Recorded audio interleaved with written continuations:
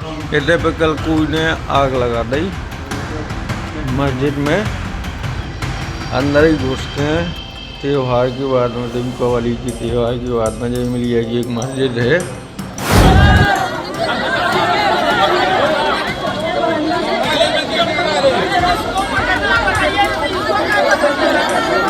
हम लोग के बच्चों के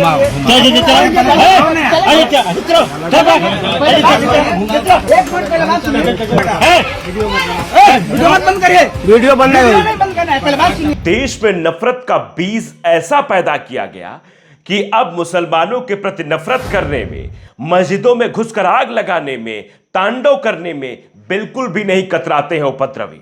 मध्य प्रदेश के छतरपुर से जो खबर सामने आई है वो इस बात की तस्दीक करती है कि किस तरीके से वहां पर धार्मिक ग्रंथ जलाए गए और वहां मस्जिद में आग लगाई गई। एक एक तस्वीर आपको मैं दिखाऊंगा और बताऊंगा किस तरीके से तनाव पैदा करने की कोशिश की जा रही है। साथ ही साथ बात होगी बिहार के चुनाव की कि बिहार में चुनाव जीतने के लिए कैसे कैसे पैतरे अपनाए जा रहे हैं। मंचों से आतंकवादियों की बात की जा रही है। जब बीजेपी के नेताओं को भगाया जा रहा हो उस वक्त इस तरीके की बात करके वोट लेने की कोशिश भारतीय जनता पार्टी का नया पैतरा है, यह भी हम आपको बताएंगे।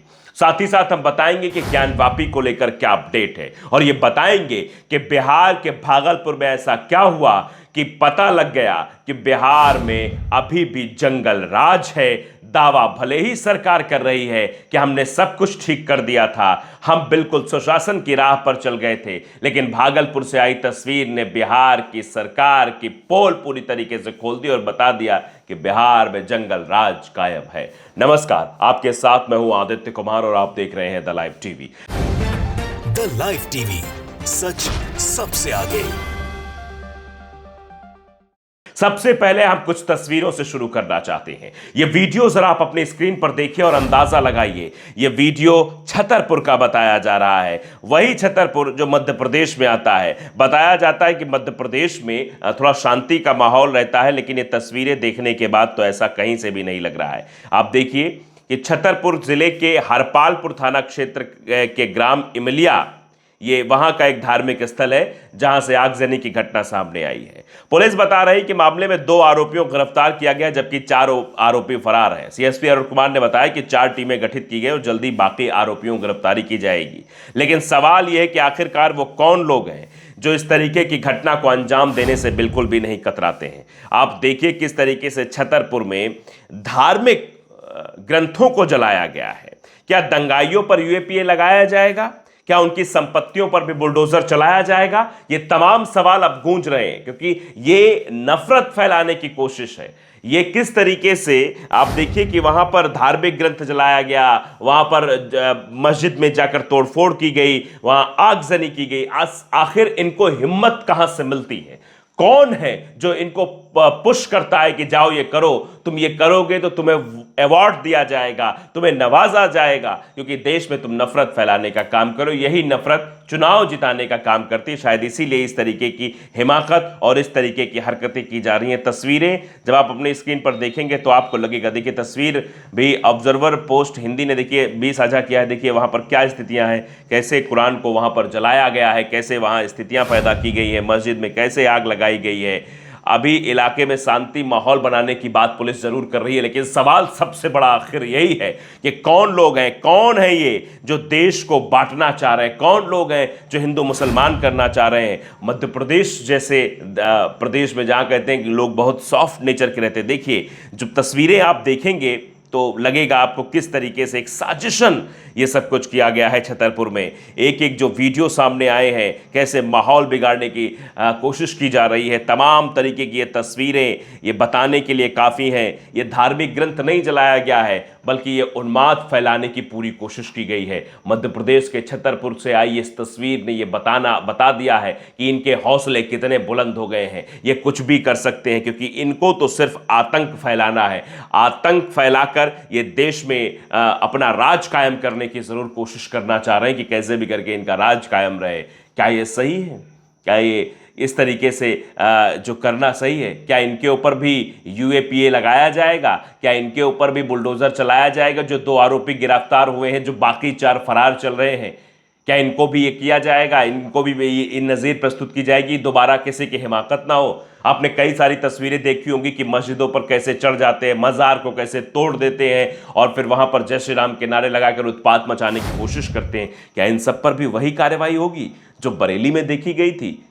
जो फिर बुलडोजर की मांग हर जगह उठती कि यहां पे बुलडोजर की मांग उठेगी, उनकी संपत्तियां कुर्क की जाएंगी, उनको ये बताया जाएगा कि इस तरीके की हरकत करोगे तो यहां रहने नहीं दिया जाएगा। शायद नहीं। आपके मन में भी सवाल उठ रहा होगा कि ये होगा कैसे, ये क्यों किया जाएगा? तो ये भैया स्थितियां बना दी गई हैं और इन्हीं स्थितियों पे काम किया जा रहा है। अब ज्ञान व्यापी को लेकर भी देखिए एक अपडेट आया, वो भी मैं आपको बता देता हूं। देखिए ज्ञान व्यापी के सील वजू खाना को लेकर बवाल बढ़ा। कोर्ट ने नई तारीख दी है, सभी पक्षों को बुलाया है। जो वजू खाना को एक बताया जा रहा था कि यहाँ पर शिवलिंग है, उसको लेकर जो विवाद वहाँ चल रहा है, उसका जो चीज़ें चल रहा है, वजू खाने के कपड़े बदलने पर मुस्लिम पक्ष का ये विरोध था।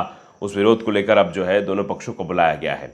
वैसे बात बिहार की भी हम करेंगे कि बिहार में आखिरकार क्या माहौल है, बिहार में किस तरीके की चीज़ें होती हुई नजर आ रही हैं जब भारतीय जनता पार्टी को लगता है कि चुनाव उसके हाथ से जा रहा है, फिसल रहा है। अब चुनाव में उसके कोई पैतरे काम नहीं आ रहे हैं, वो जनता उनको नकार रही है, तो वो नए नए पैतरे अपनाने की कोशिश करते हैं। क्या देखिए, आप देखिए अशोक कुमार ने एक एक्स पर पोस्ट किया, नड्डा बोले देश में 300 आतंकी घुसने वाले हैं, एनडीए को जिताने की अपील। देश में 300 आतंकी घुसने वाले हैं, इसका इनके पास इनपुट है, लेकिन इसके लिए कार्रवाई करनी चाहिए कि माइक पर आकर, मंच पर आकर यह बताना चाहिए कि 300 आतंकी घुसने वाले हैं।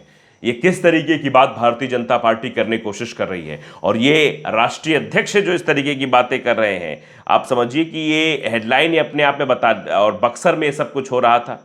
बक्सर में भाजपा के राष्ट्रीय अध्यक्ष जेपी नड्डा ने एनडीए के पक्ष में की सभा। अशोक कुमार पांडे जी ने बहुत अच्छा लिखा इसमें कि जब इतनी पक्की सूचना है तो उन्हें पकड़िए, रोकिए, वोट से थोड़े रुकेंगे आतंकी। नड्डा साहब, यह सीधे तौर पर कहा गया कि अगर देश में 300 आतंकी घुसे हैं तो इसमें एनडीए को जिताने की अपील क्या है? मतलब चुनाव जीतना है तो 300 आतंकी घुस रहे हैं। और जो तनाव पैदा किया, जो मध्य प्रदेश का भी तनाव है, यह तनाव दरअसल इसलिए पैदा किया जा रहा होगा। आप जानते हैं राहत दौरी साहब का शेर था कि सरहदों पर तनाव है क्या, पता करो देश में चुनाव है क्या। तो ये तनाव क्या उसी लिए पैदा किया जा रहा है? और क्या लोगों के दिमाग में, लोगों के जहन में भरा जा रहा है कि 300 आतंकी घुसने वाले हैं? आप देख लीजिए एनडीए को जिताने की अपील कि एनडीए को जिताइए, नहीं 300 आतंकी आ जाएंगे तो आपको क्या होगा। तो ये अभी कौन लोग घुसे हुए हैं? ये जो तस्वीर निकलकर अभी सामने आई है कि एसपीजी कमांडो से मारपीट के बाद भागलपुर में भारी बवाल हुआ है। सैकड़ों उपद्रवी कमांडो पर चढ़ गए। फायरिंग और पथराव के बाद आरएफएफ और 2 थाने की पुलिस भी मौके पर मौजूद है। ये कौन लोग हैं? ये क्यों किया जा रहा है?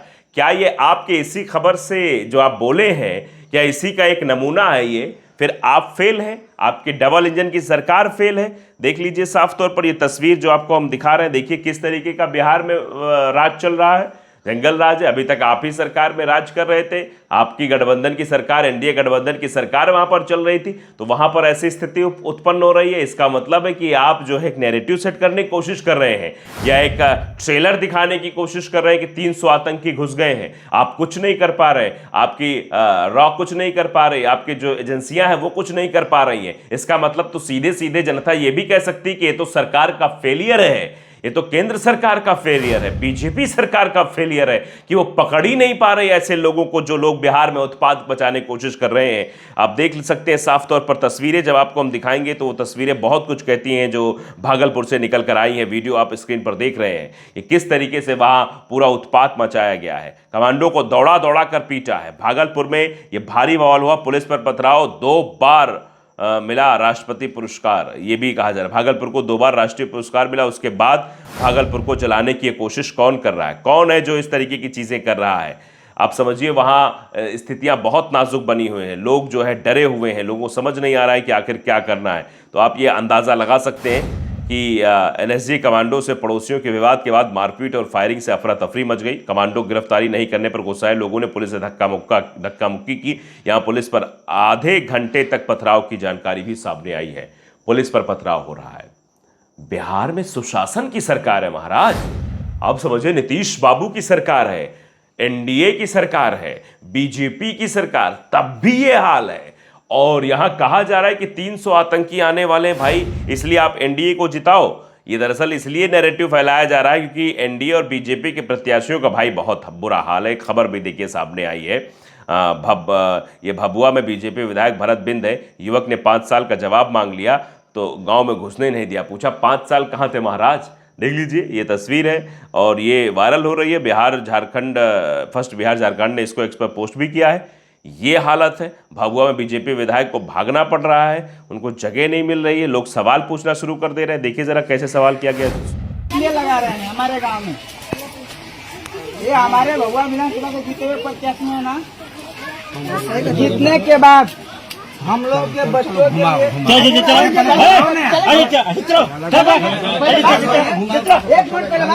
बात भी सुन लीजिए, रुक जाइए। वीडियो मत बंद करिए, वीडियो बंद करना है, पहले बात सुनिए। वीडियो तक बंद करने की धमकी दी गई कि वीडियो बंद करिए, वीडियो बंद करिए। वीडियो क्यों चला रहे हैं? लेकिन आप समझ रहे हैं कि जनता जब सवाल पूछना शुरू करती है और युवा ने सवाल पूछ लिया कि बताइए 5 सालों का हिसाब दीजिए साहब, आप जो इस तरीके से यहाँ पर बवाल करने आते हैं इसका हिसाब तो दीजिए। 5 साल बाद आप दिखाई देते हैं और फिर उसके बाद आते हैं कहते हैं हमें वोट दे दीजिए। कैसे जनता आप समझदार है और वो हर चीज़ का जवाब भी मांगती है। देखिए कल्याणी से भी ये खबर सामने आई है। कल्याणी में हड़कंप, एक व्यक्ति के पास मिले सैकड़ों वोटर कार्ड, चुनाव से पहले मचा बवाल। आखिरकार ये कहाँ से सब कुछ हो रहा है? ये क्या तिकड़म भिड़ाया जा रहा है? ये सब आप समझिए और इस पर रिएक्ट करिए क्योंकि देश में बवाल और 300 आतंकियों घुसे होने की बात, मध्य प्रदेश के छतरपुर में मस्जिद के अंदर हंगामा, ये क्या है? ये चुनाव जीतने का एक पैतरा तो नहीं है, ये पैटर्न तो नहीं है। आप इस पर अपनी राय जरूर रखिएगा। नमस्कार। द लाइव टीवी, सच सबसे आगे।